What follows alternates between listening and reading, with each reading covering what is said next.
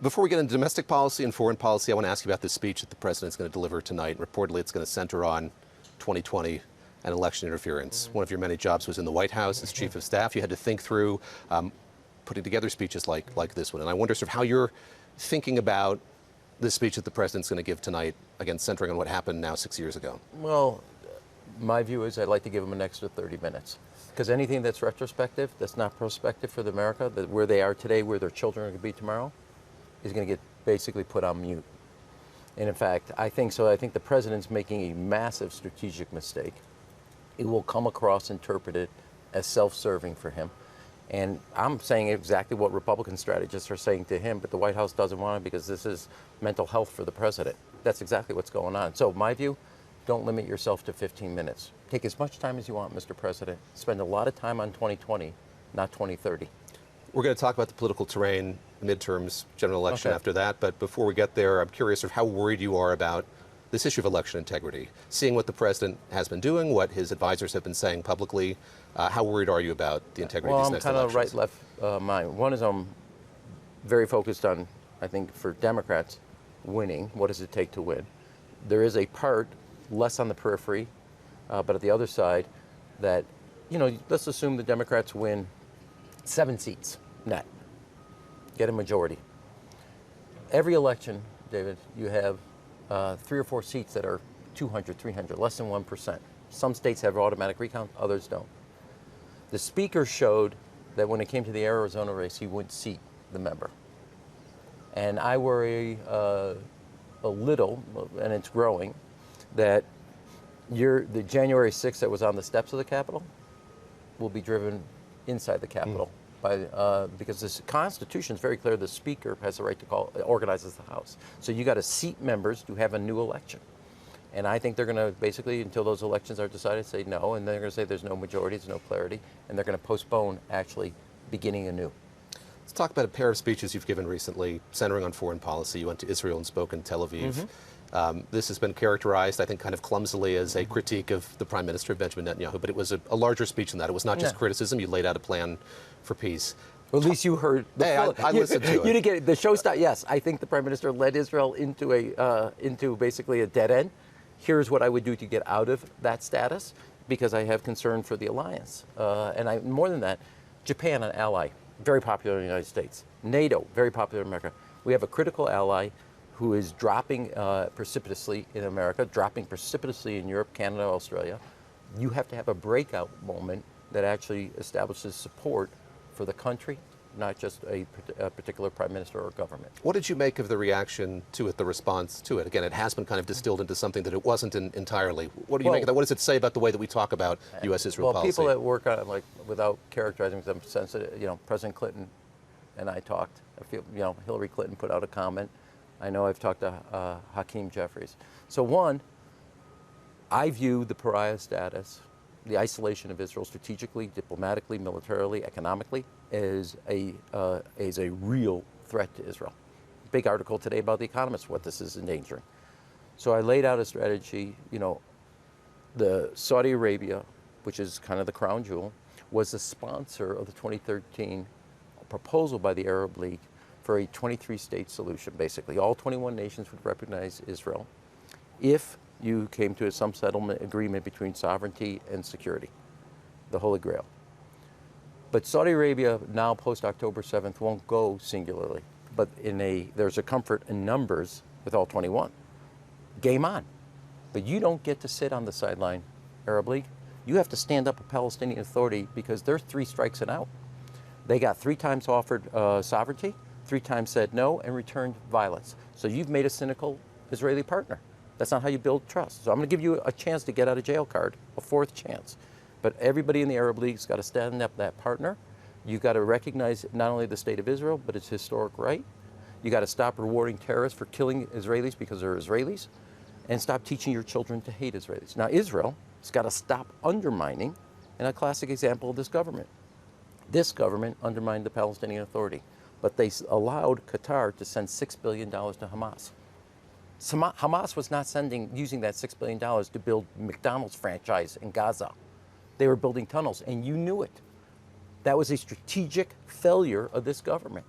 Second, as you can see, I recommended the IMEC, India, Mid East, Europe Economic Corridor. Cables, ports, energy.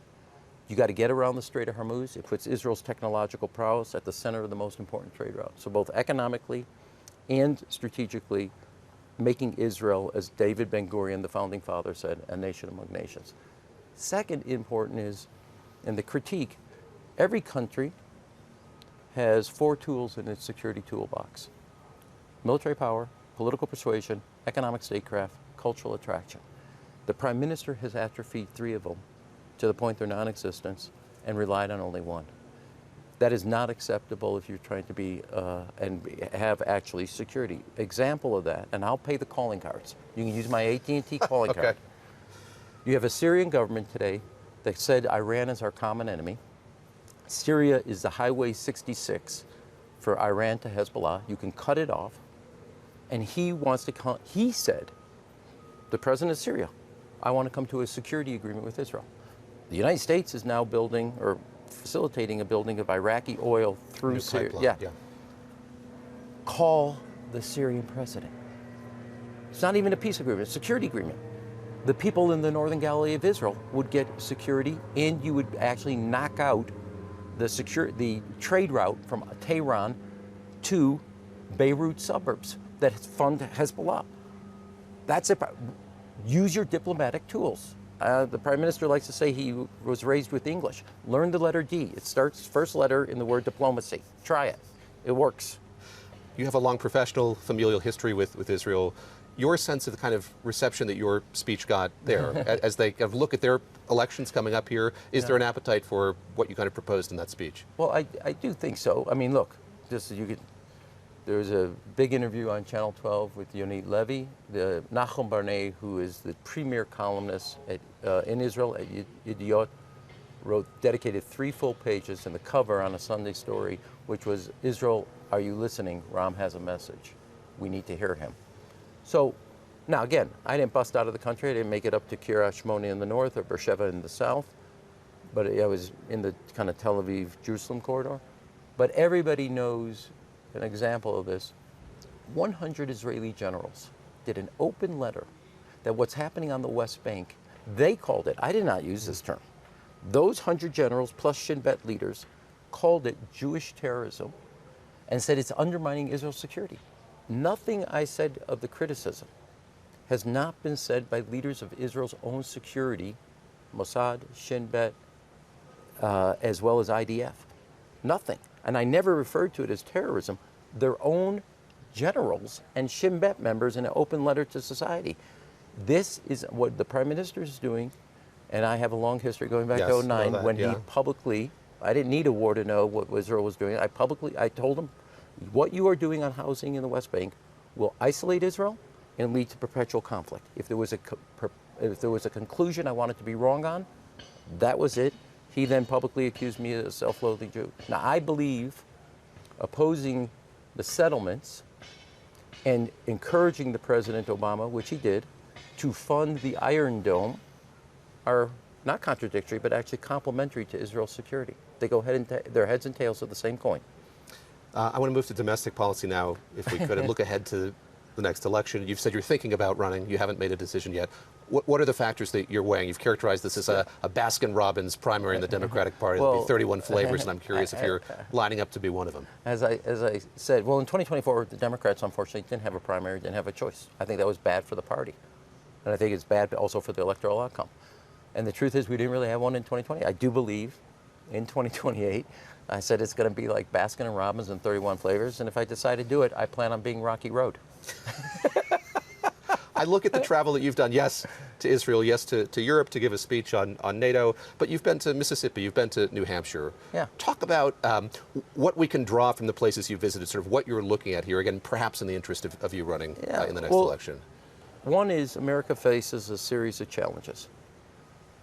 But everything that ails America can be answered by what's working in America. So look inward, you say? Yeah, well, I don't, by way of example, I don't believe, like I went to Mississippi where they're moved from 49th to 9th on reading. If you actually test for other things, they're #1 in America. I don't need to go, by way of example, and look at Manchester, England. It's right here in Mississippi. I don't need to go overseas. It's working here. How do we scale it? I'm going to assume in New Hampshire, they have their own examples. In La Crosse, Wisconsin, I don't need to go to Luxembourg. La Crosse, Wisconsin's community college system and their high school system and their industry is an example of what's working in that integration of economic growth and educational opportunity. I will soon, after Labor Day, make a trip to Louisiana. They're the only states whose math and reading scores are now pre-COVID numbers. They have figured out the combination to the lock. Now, I passionately care about education. I cannot believe the country has become complacent where 50% of our kids can't read at grade level. There is no getting from here to there for that student if they cannot read, cannot do math, cannot not only graduate high school, but go into the armed forces, vocational ed, community colleges, etc., or go on to a four-year institution. So my view is I'm going to go down to Louisiana, learn what they have done. I read this report from both Stanford and Harvard and from a Tulane professor I talked to yesterday. And I want to highlight what Louisiana's done as every other 49 states are struggling.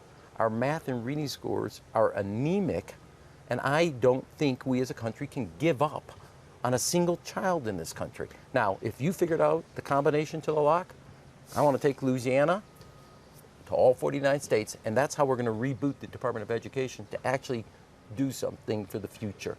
Now, there is no getting from here to there, ever, when only a third of your citizens are reading and doing math at grade level.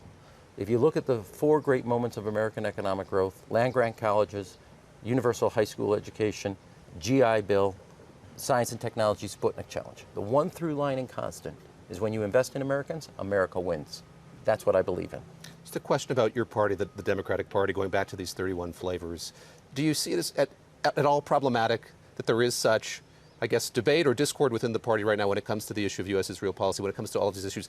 Is it productive as you see it to have conversations about policy? Look, I grew up in a family where dinner table conversations represented the gladiators. So I'm for, I think one of the things, this is my analysis of the party. We come out of, and I'm as guilty as anybody else. In 2008, President Obama wins, and we were running around going, demographics is destiny, look at his coalition, the future is ours. Now, we became, in my view, as a party, intellectually flabby.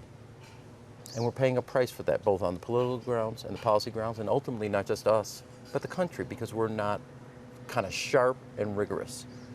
So I happen to think a debate is way overdue. I think we should engage in a policy debate. Look, somebody else has another education idea that doesn't agree with mine. Great, game on, let's go. You agree, I said you serve 2 years national service, we'll give you the money for a down payment. You have another idea on how to solve that? Bring it forward. I believe, as I stated, a 10% tax on the prediction markets and online sport gaming goes into an innovation fund for the National Institute of Health, National Science Foundation, and the DARPA. Double our research dollars. You have another way to advance research and development? Bring it forward. Let's have this debate. We'll be a better party to better serve America's future. My view is that the party has spent too much time just focusing on fighting Trump. I want to prove to the country, the majority of America, we know how to fight for America, not just fight against Donald Trump.